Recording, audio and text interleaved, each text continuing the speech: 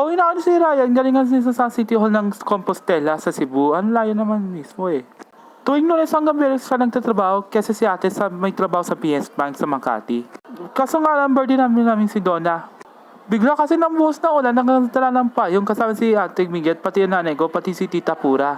Pati yung suot ng sombrero dito sa akin, palalakad dito kala Gina sa kanyang bahay, nakalakad ako. Tapos lang kalakad mo, lakad, lumakad hanggang matagalan or malapitan. Punta ng bahay namin kasi magre-reunion siya. Pupunta ka kala Gina sa kanyang bahay. Doon namin sa kala Gina sa kanyang birthday ni Donna, sa kanyang bahay niya. Ito mga mamano kasi.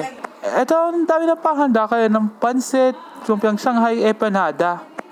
Pati ang mismo ng cake, pati ang mismo ng empudido at hipon. Pati rin si Kuya Rani, nagcha-chop na mismo ng crispy pata or lechon kawali. Tapos ang mismo nagdasal muna bago magkamain at nagbabati ng happy birthday ni Donna. Tapos ang mismo nalakasan ng cake ni Donna.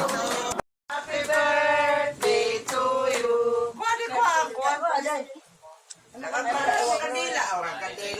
Nakuha rin si Mama sa kanyang pagkain, pati nabigay nung sa akin. Tapos nang kumain ko na.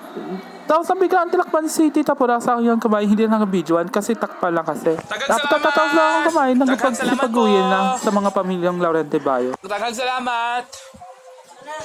At nakatapos na akong kumain dito sa aming bahay na nanay ko. Tapos na ako kausap si Ate Miguel para magpapatulog na ako, pati si Tito Dalino kasi lasing kasi. Kinabukasan, pispas ang kapistahan ng Birhen ng Dolorosa or Lady of Sorrows. Nagbili sila lang si Mama pabili ng pandesal. Tapos na mismo nang buksan na mismo ng Xerox printer na si Tito Danilo.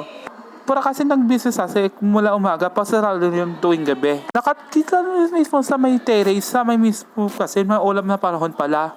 Kasi nang-piesta kasi mismo kala Don Carlos sa kanyang mismo ng misa ng piyesta ng Our Lady of Sorrows. Alas 4 ng hapon, nasa gawa mismo ng Banana Santo Rosario. Tapos na nga lang September 14 Pisperas, kaso September 15 dito sa Danao. September 15 kasi sa kanyang tuwing kapistahan, kaso nga lang September 14 pala kasi. Pinangunahan mismo si Auxiliary Bishop Dodon Billones ng Archdiocese Cebu. Kasi nga lang kapiesta kasi ng Our Lady of Sorrows at Santo Tomas de Villanueva sa ating Danao. Pati mismo sa Carranza Festival tuwing piyesta ng Santo Tomas de Villanueva. Ito nga almusal namin, puto at saka pandesal at gatas para gagulmusal na.